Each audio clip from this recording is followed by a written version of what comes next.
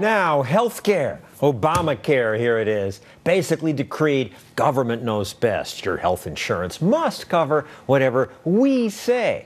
That includes things that you may not want, like maternity care, I don't want that, substance abuse treatment, and so on. You don't want to pay for it? Too bad. You have to. And those are just a few of the restrictions in this huge law. Many of the restrictions are imposed on states, but now some state governors are fighting back. Governors like Indiana's Mitch Daniels, who just sent a letter to the White House saying, you want us states to run your insurance exchanges? Then drop some of your intrusive rules. So, Governor Daniels, what rules are you talking about? John, you just named some of them, the mandated benefits that'll make this health insurance too expensive for a lot of people. There are all sorts of limitations and instructions about which insurance companies will be permitted. It'll narrow the range of choice. It'll throw a lot of people out of the coverage that they have today and would like to keep. There are very serious discrimination provisions against health savings accounts, and the sort of consumerist care that we have found in Indiana is the most effective way to keep health care costs under some control. So you stated it accurately. This bill wants to conscript the 50 states to be the agents of the federal government in implementing this thing, and we said not so fast. If you're going to do that, we have a very, very different bill in mind. And it really is a perfect example of big central planning that you want them to give you exemptions to. You call it a massive mistake. It'll amplify all the big drivers of overconsumption. What do you mean?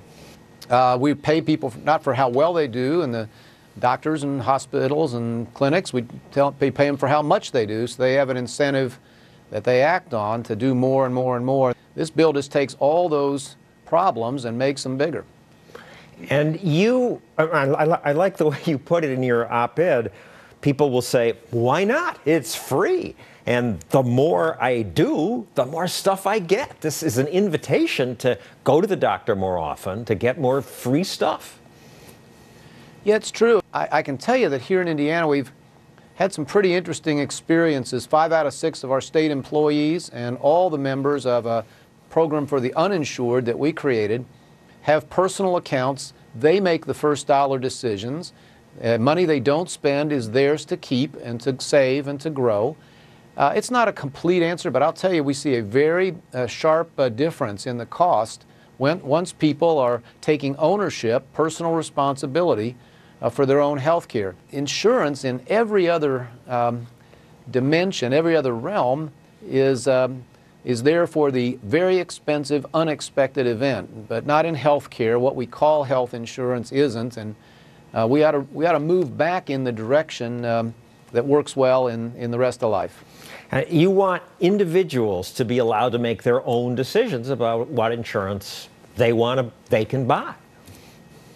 Yes, I've often said that we won't have cost control in health care until we're all cost controllers, asking those basic questions that you ask when you recognize that it's your money at stake. And there's a human dignity question, too. I think, honestly, that we ought to be looking for every way in America today to honor the autonomy, the personal dignity of the individual, to trust people with their own decisions, whether it's about health care or where their kids go to school, or just by leaving them more tax dollars. That's the spontaneous order that this program is about. I wonder, you're asking for exceptions to the law. Why don't you just fight the whole law? Repeal, fight to get a court to throw it out. Repeal it. Thanks for asking. No, everybody who signed that letter, including Indiana. And you got 21 other states to sign the letter. Right, 115 million Americans represented by those 21, and I think we'll have more, by the way, joining. But it's very important to say we do hope, really, that this very misguided and I think a dangerous law will not stand. If Congress possibly can, it ought to repeal this law and start over in a direction along the lines we've been discussing. But I also said in the op-ed, there's just no way we can count on that. Out here in the States, we have to deal in reality. We can't count on a miracle the way they do in Washington. And I like the harsh language you use. You know, I think of you as sort of a nerdy Princeton technocrat, but Obamacare, all the claims made for it were false. It will add trillions to the deficit. Well, John, I don't know that that's harsh. We just believe in Indiana, speaking plainly, the claims that it was going to reduce the deficit evaporated a long time ago. The claims that it was going to lower health care costs, certainly not true. The claims that you could keep the insurance that you'd have, we all know tens of millions of people will be chucked out of the plans they've got. So, not trying to be harsh here. Our letter, I think it's fair to say, is offered in a constructive spirit. It's just we have a very, very different concept of what's fair and right and what'll work. Has the central planner, I mean the secretary, responded to your letter?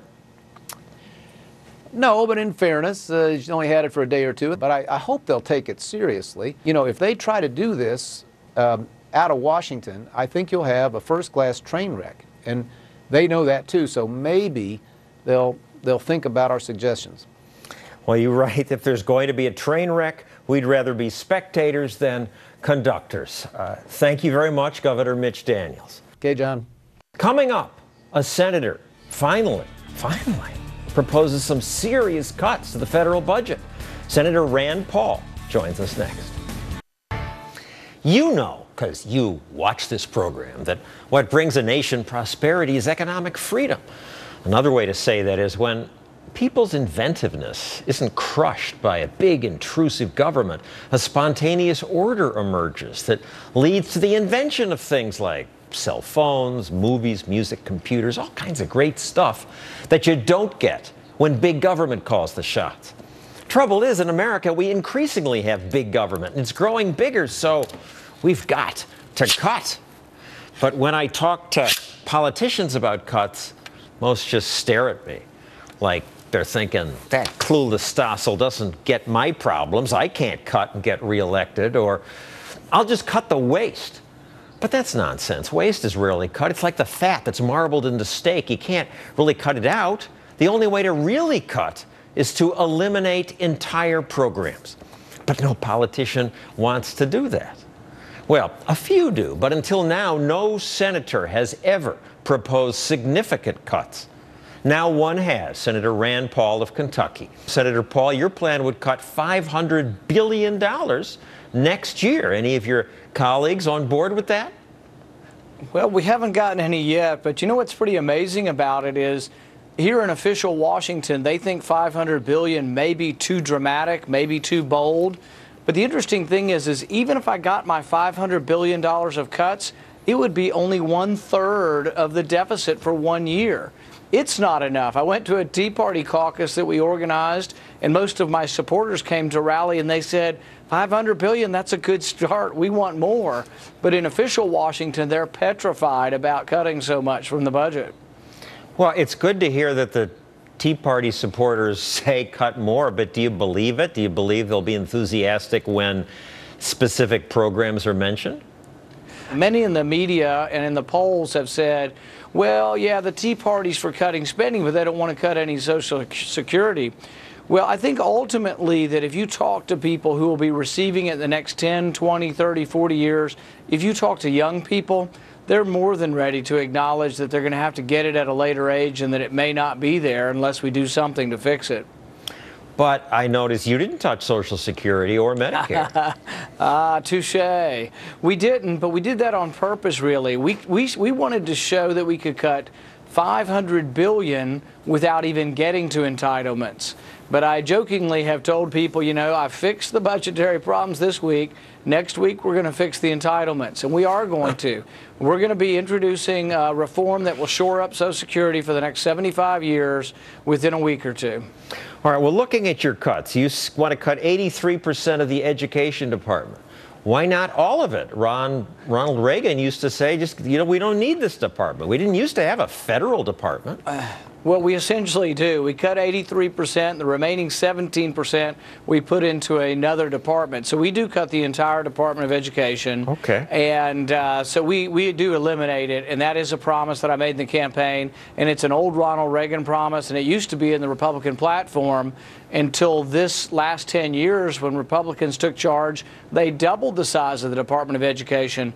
But that's not a difficult sale. When I tell voters in Kentucky that I think the state and the localities should take care of schools, I don't get much pushback at all. You would cut 43% out of the Department of Homeland Security. That's $23 billion. That's real money, even in Washington. But we're going to die. People want to kill us. I'm told they keep the homeland secure. Well, I think the mistake after 9/11 was, and it's a mistake we always make in Washington, is something terrible did happen, and so we have to say, what can we do, or what did we not do to allow this calamity? But the interesting thing is, we did a lot of things wrong, but nobody was ever fired after 9/11. We added a lot of new rules and new government regulations, but no one was ever fired. I don't know that tripling and quadrupling the budget really did anything for our safety. HUD, you would get rid of all of HUD, Housing and Urban Development. People will say, we won't have housing. Well, one of the things HUD did during the last 10 years or so is they promoted things called subprime loans. These are loans where people have as little as 3% down payment. Well, it worked, but it was a house of cards. A lot of people got houses during the Bush administration because of HUD, but now they're all bankrupt and the banks own all these houses, and it's a catastrophe, and we have 8 million homes in receivership. So I don't think that really HUD has been doing a good job. HUD also has been in charge with building government housing that leads to permanent areas of poverty and isn't helping people up. It's helping to sort of cement and secure this level of poverty that really isn't helping. Well, I congratulate you for proposing this. I wish you had proposed to cut more, but I understand the world in which you live. We're just getting started, John. We're just getting started. No. Well, thank you, Senator Rand Paul. Next, Sputnik. The Soviets shot it into space, and decades later, President Obama thinks it's an example of how central planning can be a good thing. We'll set him straight. This is our generation's Sputnik moment. That was from the president's State of the Union address. I'm amazed he brought up Sputnik. I was 10 when the Soviets launched it, and back then, we thought it was a big deal. The epical scientific achievement by Soviet Russia in beating the United States of America in the race to launch the first man-made moon has all humanity staring heavenward. We were all looking up, wondering, what had those Soviet scientists done? They must be way ahead of us. Are they going to bomb us? Sputnik scared America into doing what President Obama wants to do now. Spend a ton of your money on government-directed science. That's not as good as it sounds. After Obama's State of the Union address, he went to Wisconsin to speak at a factory that gets government handouts. He returned to that Sputnik theme. It was right here, almost 50 years ago, that a chunk of metal came crashing down to the Earth right here. It turns out that it was part of a satellite called Sputnik that landed right here and that set the space race into motion. So I want to say to you today that it is here, more than 50 years later, that the race for the 21st century will be won. Well, maybe Manitowoc will win the race for the 21st century. But if they do, it won't be because Obama's central planners gave your money to some favored factory. It'll be because some entrepreneur there invents something totally unexpected. That's the spontaneous order. That brings us most good things. Didn't the president notice that the central planners who launched Sputnik lost the race for the future? Please, Mr. President, you must have noticed the Soviet Union failed. Yes, the communists launched a ball of metal they called Sputnik. They confiscated almost all their people's resources to do it, to try to show that socialism works. But by doing that, they fell way behind. By chaining people to the whims of the state Rather than leaving them free to pursue their own creativity and self-interest, the Soviet Union failed. Politically, economically, eventually it failed even in space exploration. Socialism always fails. And yet, arrogant politicians still think they should plan the economy? The president longs for what he thinks were the good old days. Many people watching tonight can probably remember a time when finding a good job meant showing up at a nearby factory or a business downtown. Maybe you'd even have the pride of seeing your kids work at the same company. That's his vision for our future? Work in the same factory all your life? It's not what he did. It's not what most Americans do or want to do, and that's good. Our future depends on spontaneous order, dynamic movement of people, innovation, booms and busts, and risk-taking. The president wants it both ways. In his State of the Union, he said this: None of us can predict with certainty what the next big industry will be or where the new jobs will come from. But then he laid out exactly where new jobs will come from. Apparently, when he says none of us can predict, he means you can't, but he can. And what is the next big industry? Have you heard? It's high-speed rail. In the State of the Union, he mentioned railroads 6 times. Government's already squandered billions of your tax dollars on that, but he's prepared to squander more. Government will still be funding this 19th century industry when the rest of us go places in spaceships at hyperspeed. Or maybe we'll learn how to fax ourselves to the next town. Who knows? I don't presume to know what the next innovation in transportation will be. But I do know that the president and his brilliant advisors don't know either. No central planner can know. Such innovation comes from a free market. If only when the president went to that Wisconsin factory, he'd said this: I know that you folks are grateful for the subsidies that we give you, but after thinking about that piece of Sputnik falling here, I have to say, I don't know that your product deserves a subsidy. Maybe someone else will invent something better. I was arrogant. I shouldn't take taxpayer money and give it to you. If your product is better, people will buy it. That's how America should work. A free market means a level playing field. No subsidies, no privileges. But thanks for the campaign contributions that you gave us politicians. Hey, I can dream, can't I? It wasn't long ago when one president understood spontaneous order. Ronald Reagan went to the Soviet Union and said this: It is so hard for government planners, no matter how sophisticated, to ever substitute for the millions of individuals working night and day to make their dreams come true. That was true then, it's true now. Government planning in the Soviet Union or here at home cannot make our dreams come true. Government's not the dream maker. Individuals are. Individuals creating, discovering, building. If left free, individuals will spontaneously lead us to a better future.